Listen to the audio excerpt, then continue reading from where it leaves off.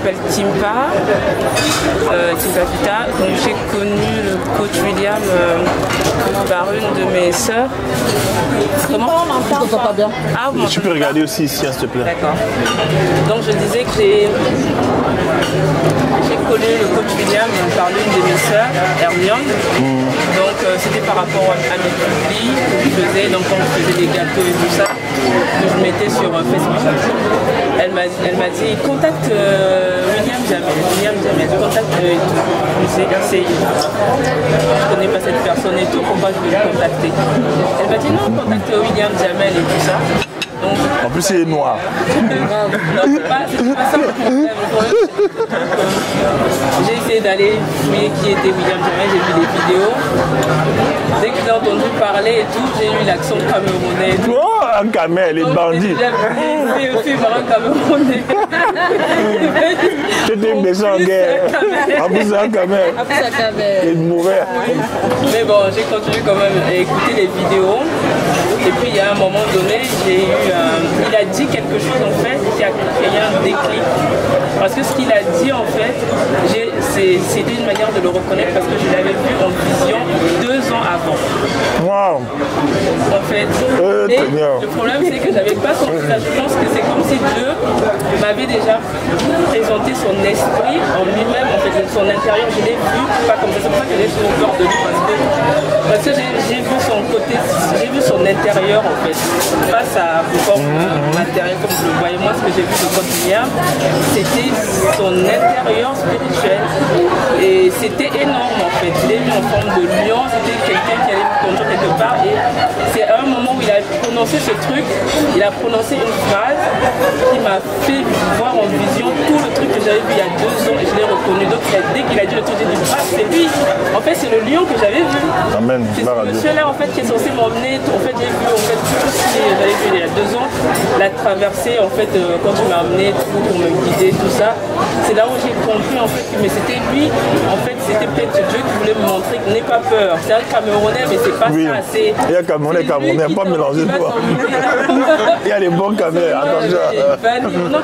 Attends. Mon frère me disait mais il faut pas être radical comme ça. J'ai dit je veux pas sentir les Camerounais. Je veux même pas qu'ils ouvrent leur bouche. Tout ça à cause d'un mauvais gars qui t'a dérangé. Ouais, on souffre. Je veux même pas qu'ils ouvrent moi quoi. Ah oui, je voulais pas, moi je sens pas même peu importe. À cause de toi, il t'a destiné comme ça. Ne regarde pas. Je parlais des Camerounais quoi. Pour moi c'était vraiment blessé de guerre. L'animal a été écrasé, torturé, ligoté. C'est là, enfin, dès que j'ai vu son image, dès que j'ai reconnu que c'était lui, là, c'était pas à discuter en fait. Il fallait que je le suive parce qu'il avait des choses à m'apprendre et que je devais écouter ce qu'il devait me dire parce que j'avais pas le choix. J'avais déjà vu et j'avais vu certains trucs, donc j'étais obligée de suivre ce que Dieu me disait de suivre. Donc du coup, j'ai commencé à écouter, j'ai suivi la formation des talents et j'ai commencé à écouter ce qu'il disait, à suivre, essayer de faire des choses. Donc en attendant à la fin, j'avais quand même j'étais un peu embrouillée parce que j'avais un problème, c'est que je suis quelqu'un de... Je me fixe pas de limite en fait. Je suis très ouverte en fait. C'est par rapport à une blessure d'enfance. Donc je suis quelqu'un qui je me fixe pas des limites dans le sens si j'ai envie d'apprendre quelque chose, même si c'est pas mon truc, je l'apprends facilement parce que je ne mets pas de barrière dans ma tête. Dans ma tête il n'y a pas de barrière. Par exemple, oui, voilà, comme mon four il est en panne, je me suis assis, j'ai réparé mon four. Wow. Voilà. C'est-à-dire que dans ma tête je ne suis jamais limitée. Quand je veux faire un truc, si tu me dis je fais ça, si c'est ce que je veux, je le fais. Et dans tous les trucs que je faisais, c'était pas forcément, tout ça, c'était pas forcément mon talent en fait. Donc à la fin, j'étais plutôt que de me concentrer sur ce qui ressortait en moi en fait, principalement les gâteaux, parce que tout le monde me voyait dans les gâteaux. Donc moi j'ai commencé à regarder le côté, oui il y a des gâteaux, je sais faire les gâteaux, oui la couture aussi, mais j'aime bien, oui il y a telle chose, oui ça aussi, voilà, oui patati, vous voyez, c'est comme si je un peu m'éparpiller un peu, vous voyez. Alors qu'il y avait quelque chose de central. Qu'est-ce que tu peux faire toute la journée sans te fatiguer, par exemple, même jusqu'à 2h du matin. Ce qui m'a créé des problèmes, c'était les gâteaux. Parce que moi, je pouvais m'asseoir là, à 2h du matin, je suis avec mon cahier, parce que moi, comme au départ, j'ai fait la physique, donc après, j'ai fait un virage à 80 degrés. Donc, comme je faisais la physique, j'ai la facilité d'inventer des recettes, de les modifier, de les adapter, mais en me servant des maths, par exemple. On regarde les paramètres de chaque ingrédient et par rapport à ça, je compose des choses. Donc c'est comme ça que je procédais. Donc en suivant la formation de Top William, donc ça m'a aidé un peu à me recentrer. Je me suis dit, je laisse tous les autres trucs.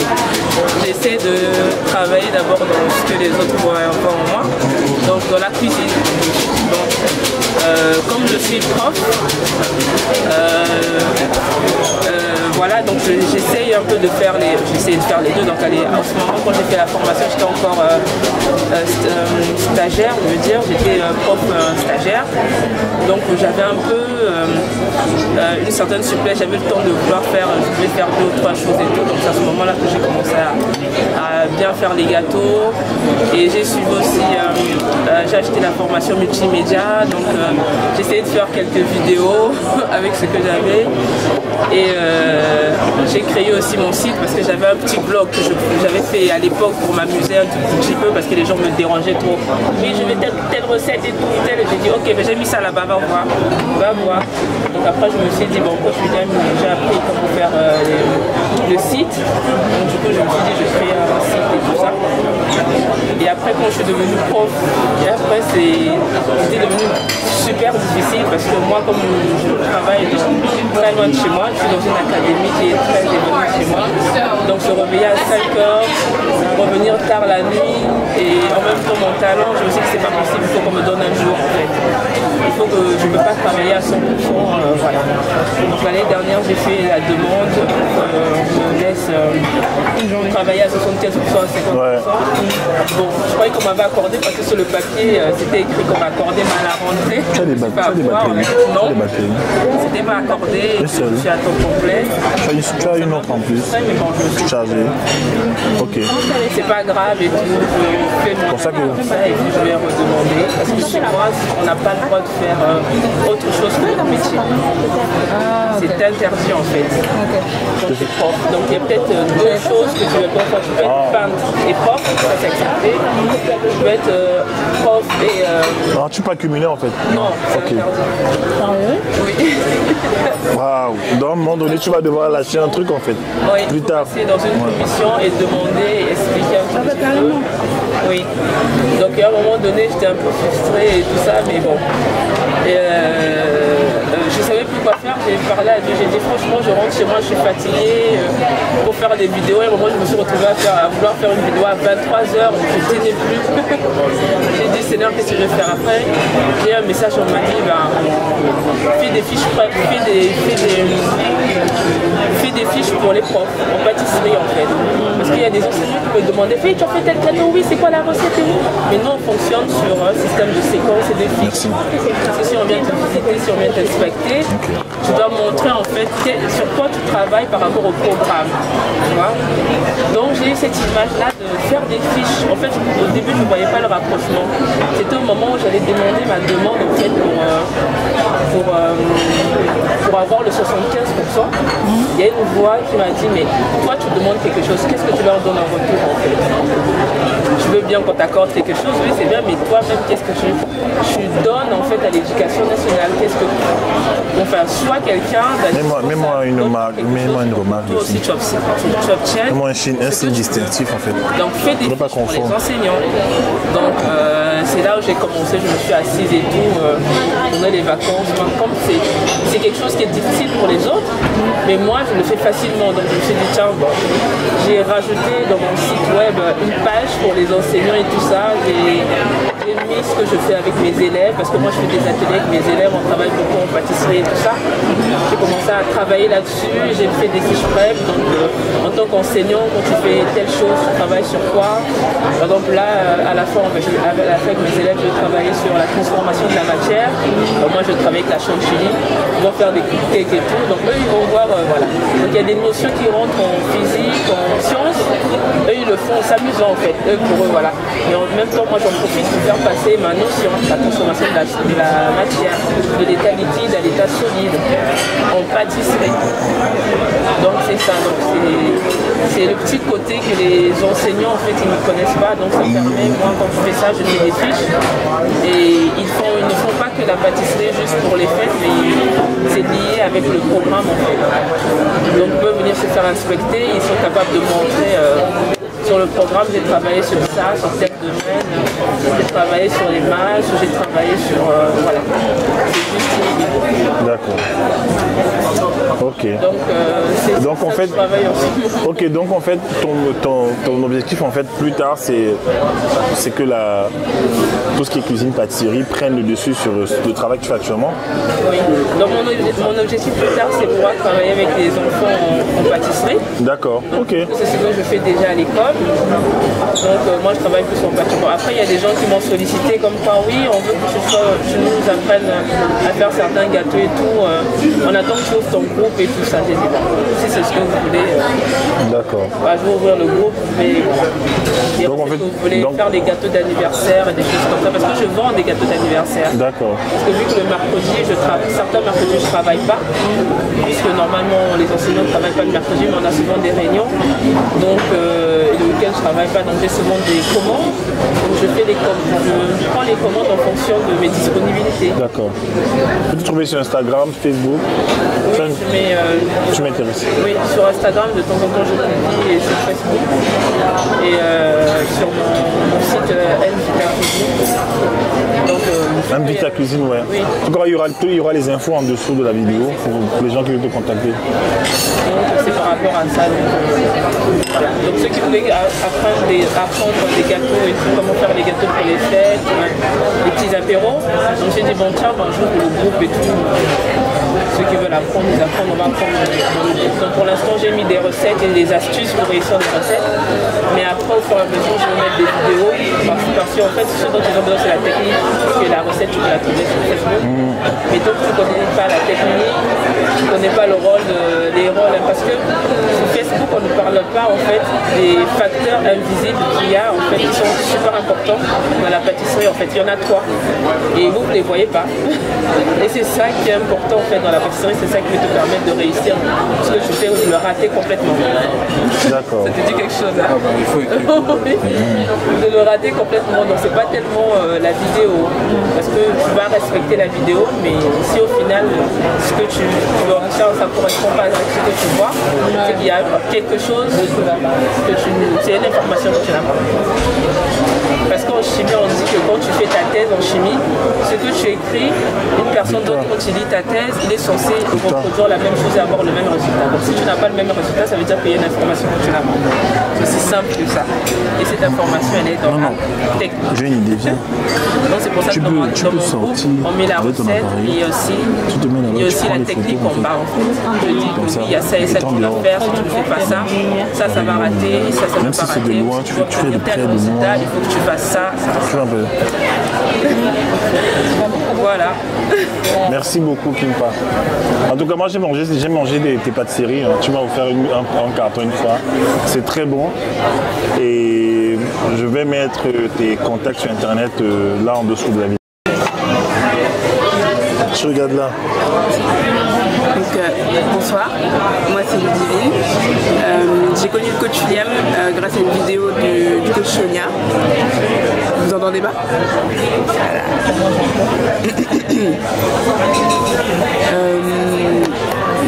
Donc j'ai connu le coach William sur une vidéo du coach Sonia.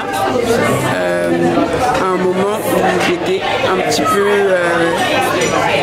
peu paumée parce que j'avais arrêté mes études pendant 1 an et j'étais en job temps partiel dans un supermarché et j'avais fait des démarches pour pouvoir avoir une formation par le biais du fonds GESIF, etc. Et je ne l'ai pas eu. Et j'étais complètement dégoûtée et je me suis dit bon, qu'est-ce que je vais faire de ma vie? J'ai mon BTS, mais j'ai pas envie de continuer dans le domaine commercial, parce que j'ai fait un BTS négociation et relations clients comme le coach William.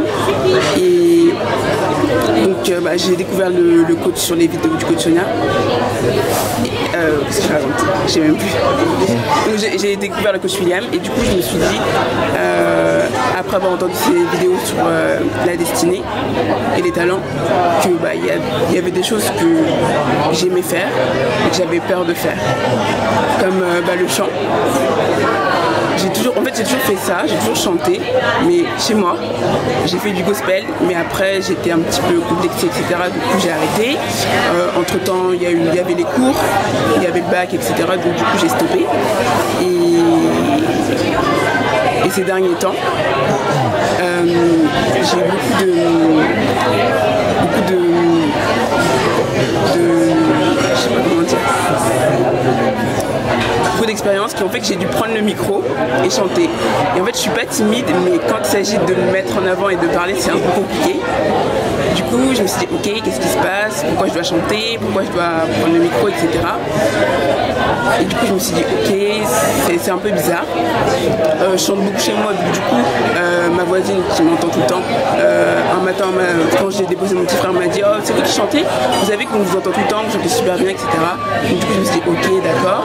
Et puis, entre-temps, j'ai commencé à prendre des cours avec une coach vocale pour pouvoir un peu maîtriser ma voix. Parce que je sais que je chante juste, je sais que je chante bien, mais j'ai pas la technique. Et c'est ce qui me manque. Entre-temps, j'ai fait la formation des talents à la fin de l'année 2018. Et j'ai pas précisé, j'ai découvert le coach cet été. J'ai découvert cet été. En fait, quand je découvre quelque chose, je ne patiente pas, j'aime bien faire les choses vite. Et donc, du coup, j'ai rencontré le coach, j'ai entendu parler de ses vidéos en août, et j'ai fait la formation en décembre. La formation des talents de 15. Et j'avais déjà commencé un blog. Donc, un blog qui, au final, n'était pas un blog, mais un magazine. Et j'ai pris vraiment du temps à comprendre que c'était pas pour moi que je le faisais, mais que c'était pour les gens. Et que je devais aider avec ma créativité, mes conseils, parce que j'aime aussi la mode. Et c'est pour ça que j'étais très dégoûtée quand j'ai pas eu ma formation, parce que je me suis dit, qu'est-ce que je vais faire avec ce blog-là? Je fais pas des études de mode, donc pourquoi continuer? Je voulais tout lâcher. Et donc, du coup, j'ai continué, etc. Et entre-temps, je m'étais associée, il y a eu des séparations, etc. Mon côté égo a pris un peu le dessus, donc du coup, comme on était deux sur un même bateau, on s'est un petit peu pas disputé, mais j'ai voulu montrer que j'étais là, j'ai voulu montrer que je dirigeais, et j'ai complètement ramené le concept à moi, alors que c'était pas ça. Je devais proposer quelque chose pour aider je pense que je parle aux femmes, plus les femmes, avec des interviews, des shootings que je crée, c'est-à-dire qu'il y a un thème, un concept, et c'est moi qui mets tout en œuvre je collabore avec des photographes, je démarche les gens. En fait, c'est vraiment des femmes de tous les jours, vraiment pour mettre en avant les femmes de tous les jours, et pour qu'on soit vraiment que les femmes, qu'on soit notre propre représentation, parce que c'est vrai que dans les magazines on n'a pas toujours ce qu'on veut. Et je me suis dit pourquoi pas faire avec les femmes que je côtoie tous les jours, les jeunes filles qui me demandent des conseils, etc. Et voilà.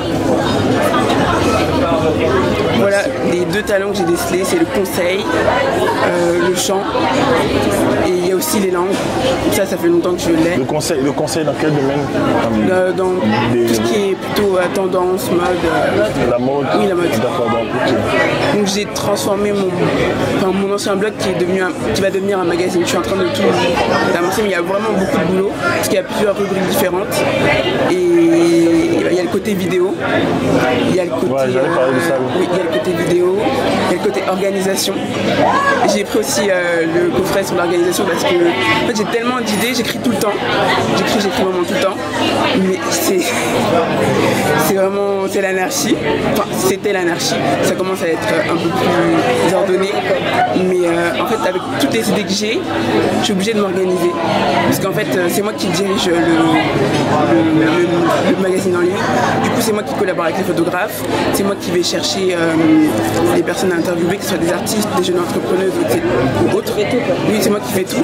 Et c'est moi aussi qui dois gérer les shootings et les personnes qui viennent au shooting. Donc en fait, et là tu monétises déjà? Pas encore. Tu monétises. Il faut penser à ça très tôt. Sinon tu vas t'habituer à ne pas monétiser, ça va te frustrer avec le temps.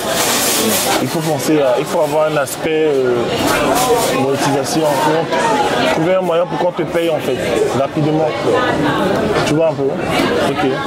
En tout cas, envoie-moi ton lien, envoie-moi tes contacts dans ton blog par WhatsApp. Je vais t'envoyer. Ok, merci. Je pensais que j'étais timide, mais bon. Super. T'as réussi à parler devant la caméra et tout le monde. Oui.